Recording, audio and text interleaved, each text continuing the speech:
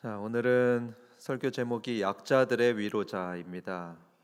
오늘 1이라고 되어 있는데 다음 주에 2가 있겠습니다.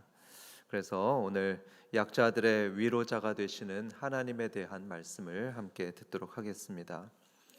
여러분, 우리는 모두가 약자였던 경험이 있을 겁니다. 그렇죠? 약자였던 경험이 있고 또 언젠가는 약자가 될 수 있는 사람입니다. 저도 그렇습니다. 저도 한땐 외국의 식당에서 서빙을 했었던 가난한 유학생이었습니다. 약자였던 것이었죠.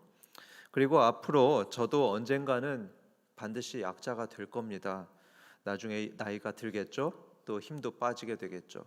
그러면 전철 타고 버스 타면 노란색 그 노약자석에 저도 언젠가는 앉게 될 겁니다. 여러분도 그럴 겁니다. 누구나 예외 없이 한때는 약자였고 또 지금도 약자이거나 앞으로 약자가 될 것입니다.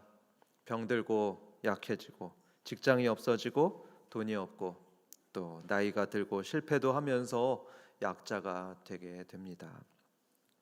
그런데 이런 우리에게 하나님은 어떤 분이실까요? 약자에게 위로자가 되시는 분이십니다. 이런 찬양이 있죠. 위로자 되시며 피난처 되신 주님. 그렇습니다. 성경에서 가르치는 우리 하나님은 약자들을 위로하시는 따뜻한 하나님이십니다. 오늘 요한복음 8장의 말씀을 들을 때 이런 위로자 하나님을 만나시는 그런 복된 시간이 되시길 축원합니다.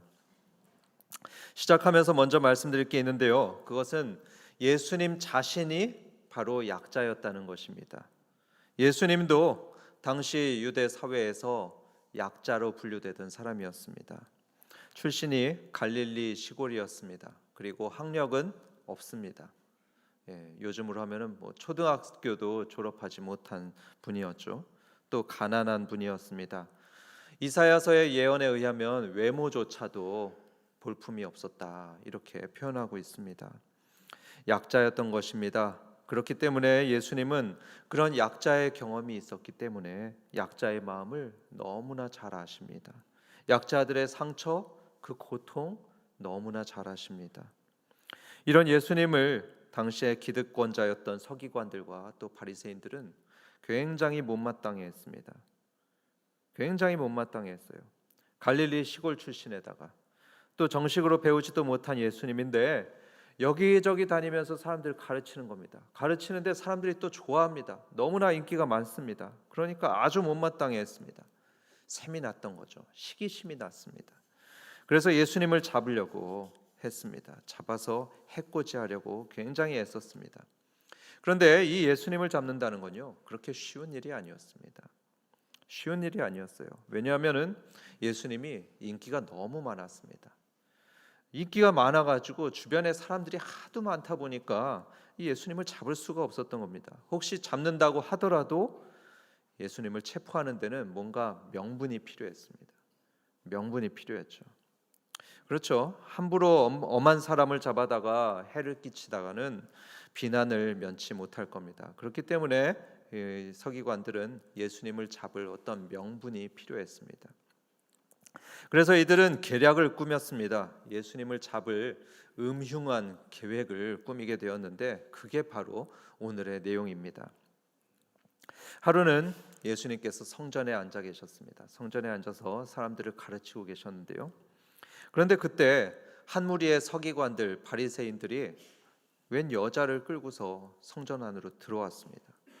한 여자를 끌고 들어오는데 모르긴 해도 그녀는 머리는 폭탄 맞은 듯이 엉망이었습니다.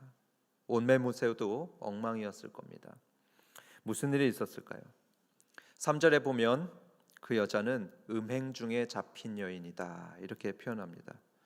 다시 말해서 이 여자는 한 유부남하고 간통을 하다가 발각되었죠. 발각돼 가지고 개 끌려오듯이 막 끌려온 겁니다.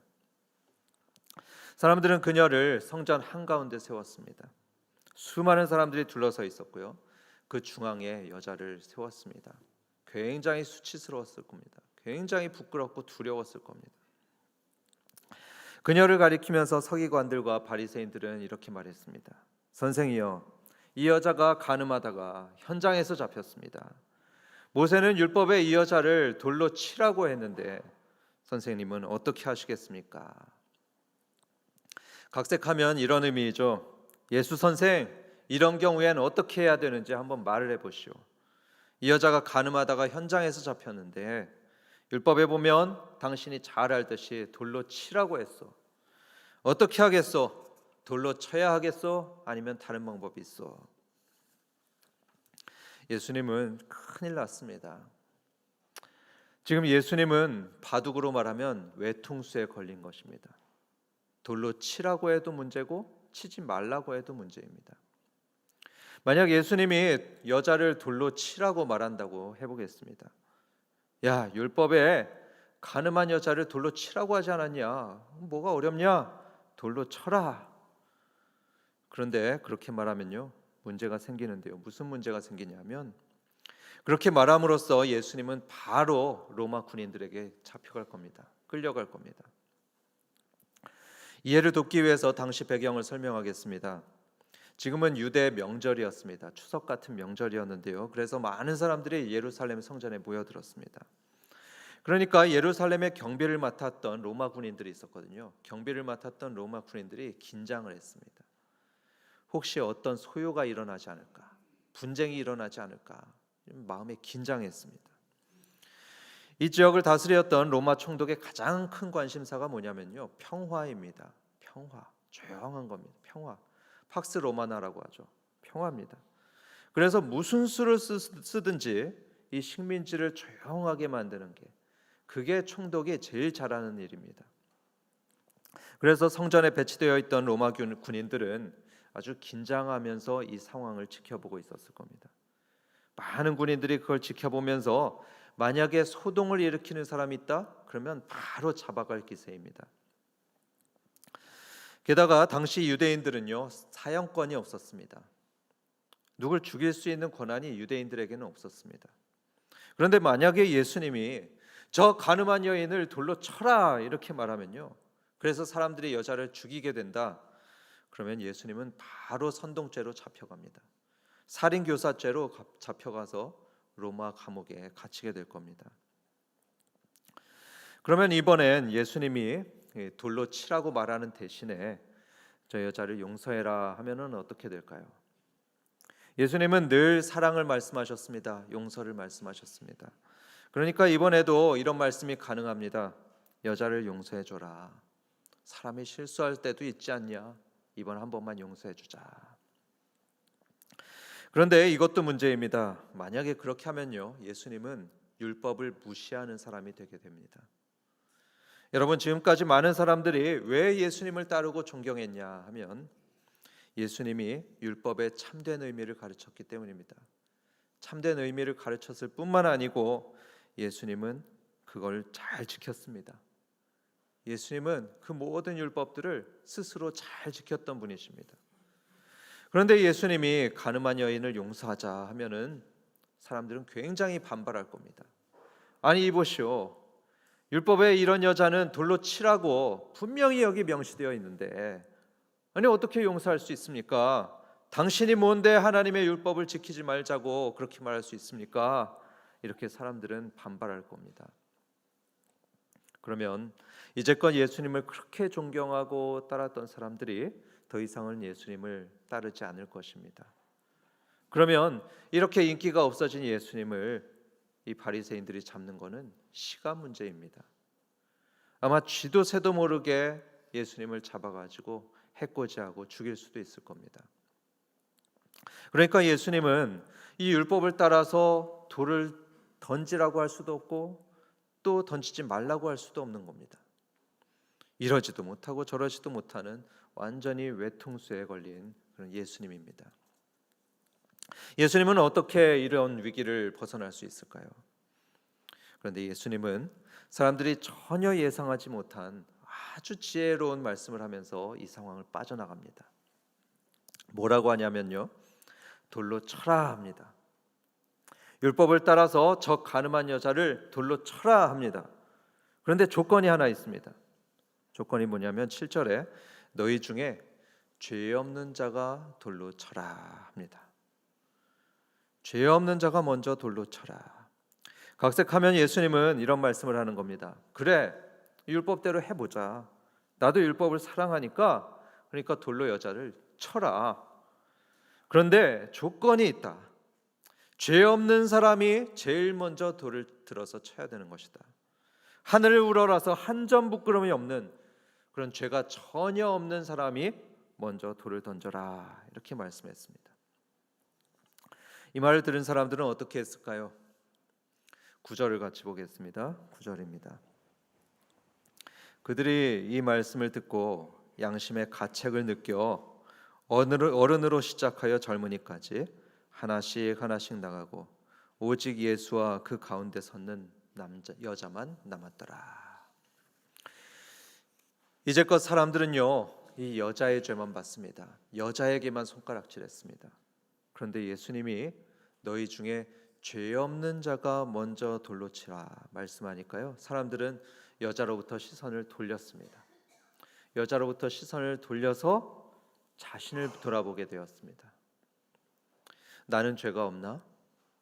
나는 과연 남을 속이거나 또 간음한 적은 없나? 이렇게 자기의 내면을 보게 되었고 자기 삶을 반추하면서 사람들은 양심의 가책을 느끼게 되었습니다. 그리고 사람들은 그들 중에서 나이가 제일 많은 사람을 바라보았습니다. 주름살도 많고 흰머리도 많은 나이가 제일 많은 어른을 이들은 일시에 쳐다보게 되었습니다. 왜냐하면 고대 사회는 나이가 제일 많은 사람들이 리더였거든요. 그렇기 때문에 그들이 앞장서면 그 뒤로 젊은 사람들이 쭉 따라가곤 했습니다. 그래서 예수님께서 죄 없는 자가 제일 먼저 돌로 쳐라 이렇게 말씀하니까 사람들은 제일 어른이었던 나이가 제일 많았던 사람을 쳐다봤습니다. 저분은 어떻게 하나 하고 쳐다봤죠. 그러니까 그 어른이 어떻게 했을까요? 손에 든 돌을 슬그머니 내려놓습니다. 그 어른이 슬그머니 돌을 내려놓고 자리를 뜹니다. 왜 그랬을까요? 그 어른은 자기 자신을 잘 알았기 때문입니다. 오랜 세월을 살면서 자기가 얼마나 많은 죄를 지었는지 스스로가 잘 알고 있었습니다. 그래서 그는 나는 던질 수 없어 고개를 흔들며 자리를 떴습니다. 그러니까 그 모습을 본 다음 어른도요, 나도 던질 수 없어 고개를 흔들며 돌을 던지고 떠났습니다. 그 다음 어른도 가고 또 그 다음 어른도 가고 그렇게 모든 사람이 그 자리에 돌을 버리고 자리를 떴습니다. 결국에 마지막에 누구만 남았냐? 예수님과 여인 단 둘만 남게 되었습니다.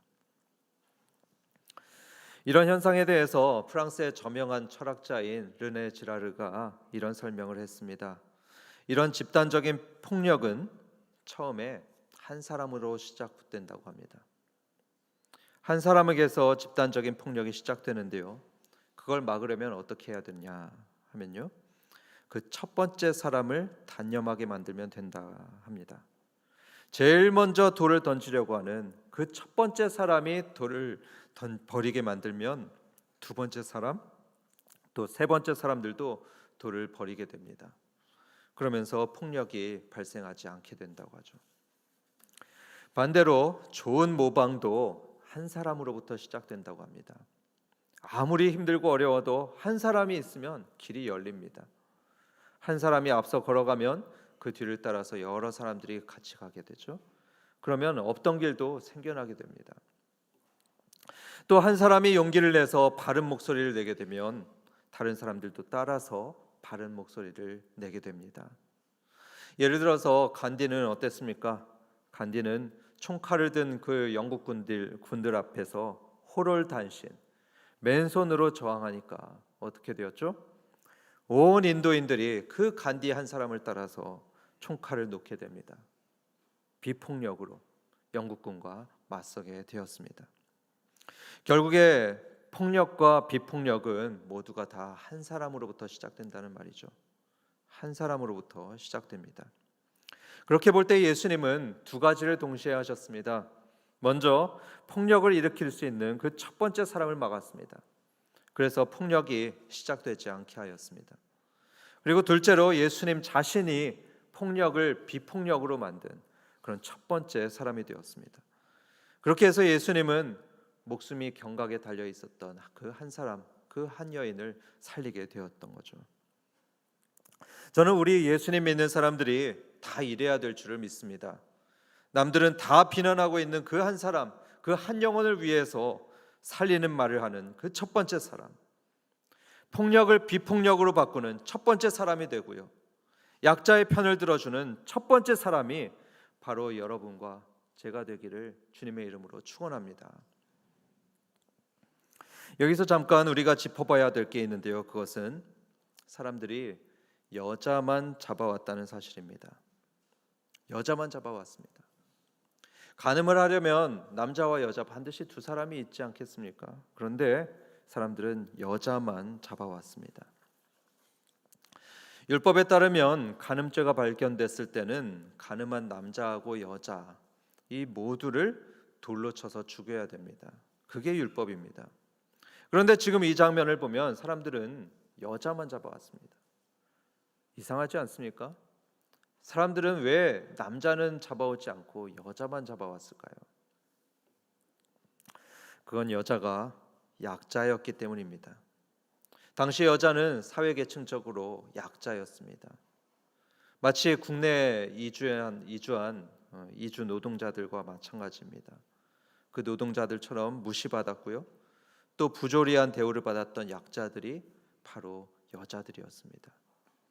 그러니까 사람들은 같이 간음했던 그 남자는 놔주고요, 약자였던 여자만 잡아왔던 것입니다. 다시 말해서 사람들은 선택적 정의를 지금 하고 있습니다. 두 사람을 공정하게 대하지 않습니다.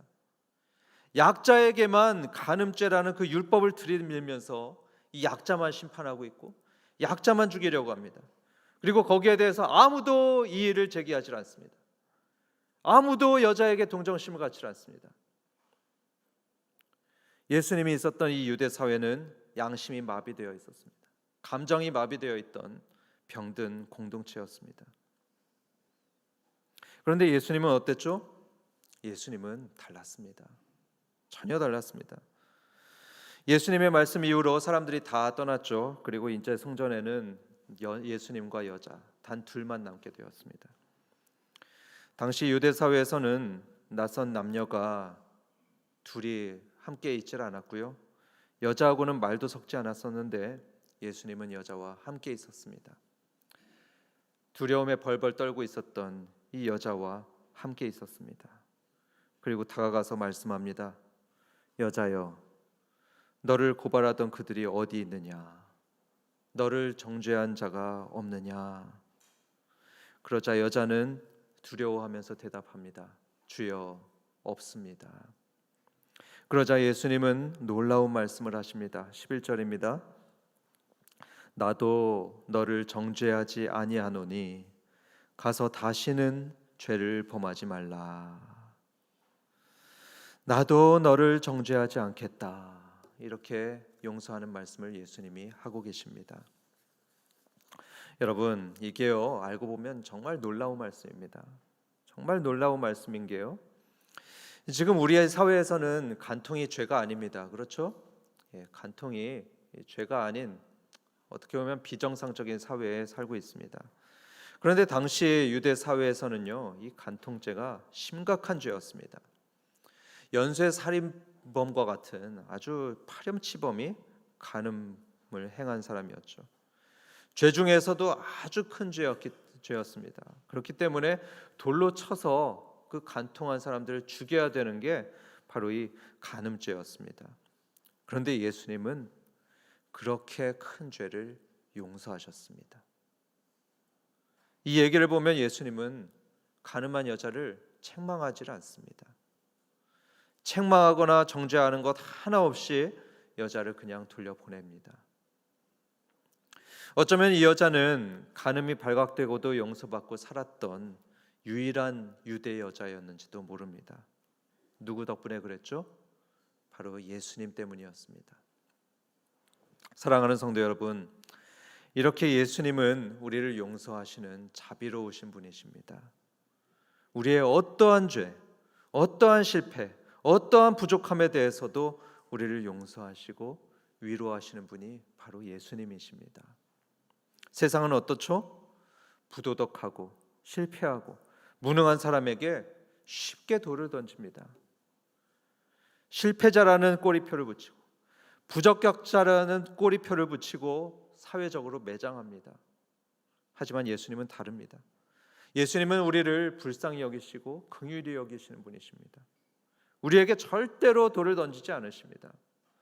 실패자 꼬리표가 붙어있죠? 그러면 그거 떼주시는 분입니다. 우리의 실패, 우리의 부족에 대해서도 절대로 비난하지 않고요. 오늘 얘기에서도 봤듯이 성범죄 또 어떤 범죄든지 다 용서하십니다. 연약한 우리에게도 분명히 이렇게 말씀하실 분입니다. 나도 널 정죄하지 않겠다. 다시는 죄를 범하지 말라. 다시 새 출발을 하거라. 이런 예수님에 대해서 이사야라는 선지자는 BC 700년경에 이런 예언을 했습니다. 이사야서 42장 3절입니다. 그는 상한 갈대를 꺾지 아니하며 꺼져가는 등불을 끄지 아니하고 진실로 정의를 시행할 것이며. 보시듯이 예수님은 상한 갈대를 결코 꺾지 않는 분이라고 합니다. 누렇게 돼서 축 늘어진 그 상한 갈대, 사람들은 그거 꺾어버릴 겁니다. 하지만 예수님은 함부로 꺾지 않습니다.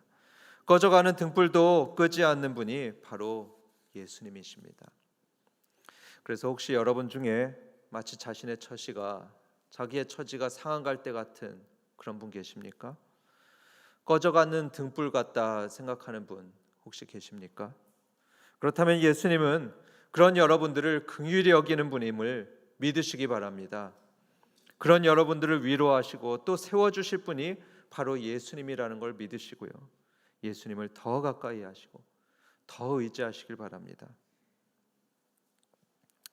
마지막으로 우리가 반드시 놓치지 말아야 될 그런 사실이 있는데요.